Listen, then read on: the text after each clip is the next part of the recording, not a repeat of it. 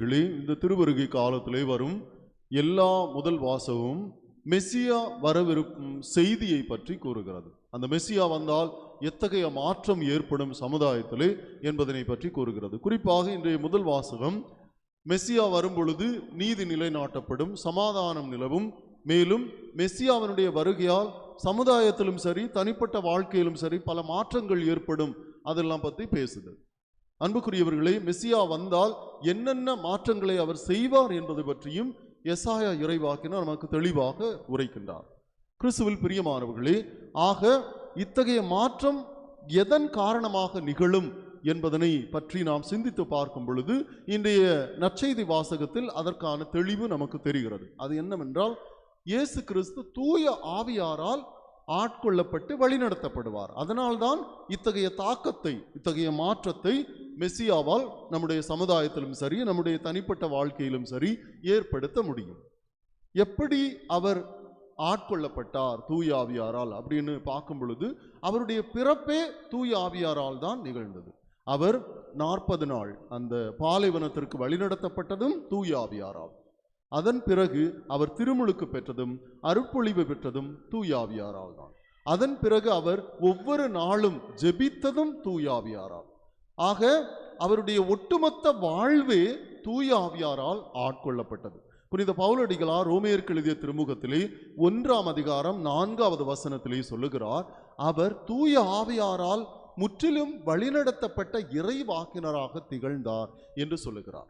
கிறிஸ்துவில் பிரியமானவர்களே, நம்முடைய கிறிஸ்தவ வாழ்வு என்பது ஏதோ ஞாயிற்றுக்கிழமைக்கோ அல்லது தினசரி பூசையில நாம பங்கெடுத்துட்டு அல்லது குடும்ப ஜபத்தில் ஈடுபட்டுட்டு ஜபமாலை செஞ்சுக்கிட்டு அப்புறமா கொஞ்சம் ஏழைகளுக்கு நம்மளான நல்ல காரியங்களை செஞ்சுக்கிட்டு அல்லனா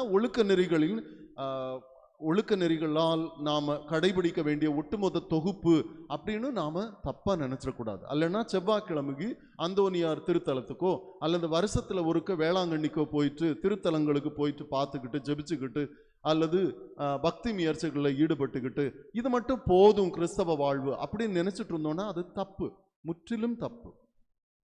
நம்முடைய கிறிஸ்தவ வாழ்வு இதை தவிர தூய ஆவியாரால் ஆட்கொள்ளப்பட்டு வழிநடத்தப்பட வேண்டும். புனித பவுலடிகளார் ரோமையருக்கு எழுதிய திருமுகம் 8ஆம் அதிகாரம்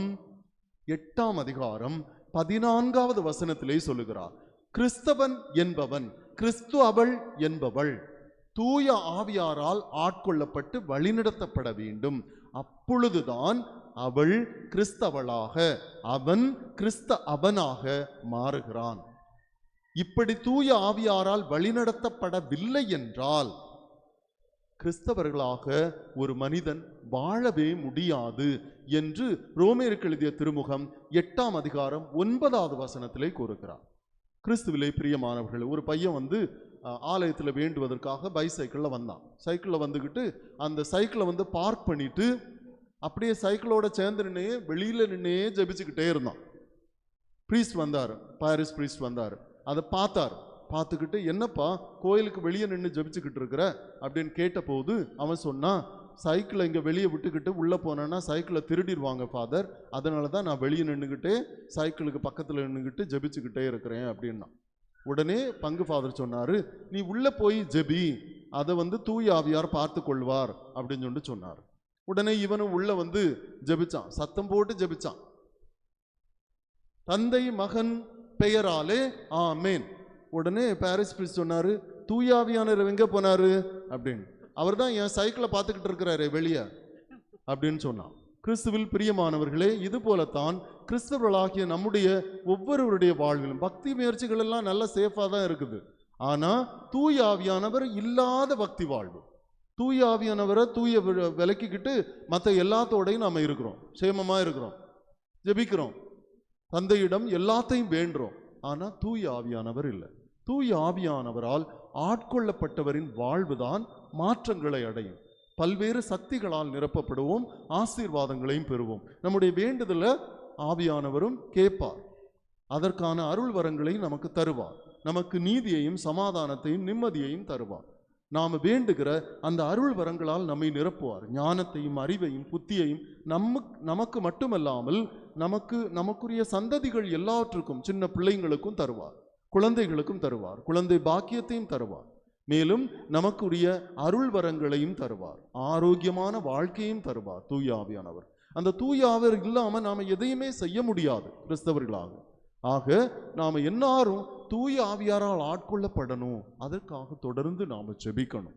ஜெபிக்கும் போதும் ஆண்டவரே எங்களுக்கு தூய ஆவியாரவனின் வரங்களால் எங்களை நிரப்பியருளும். கிறிஸ்துவை நீர் தூய ஆவியாரால் ஆட்கொள்ளப்பட்டு வழிநடத்தியது போல எங்களையும் தூய ஆவியாரால் ஆட்கொண்டு வழிநடத்தும் அப்படின்னு ஜெபிக்கணும். இதற்கான அருள் வரங்களை கேட்டு ஜெபிப்போம்.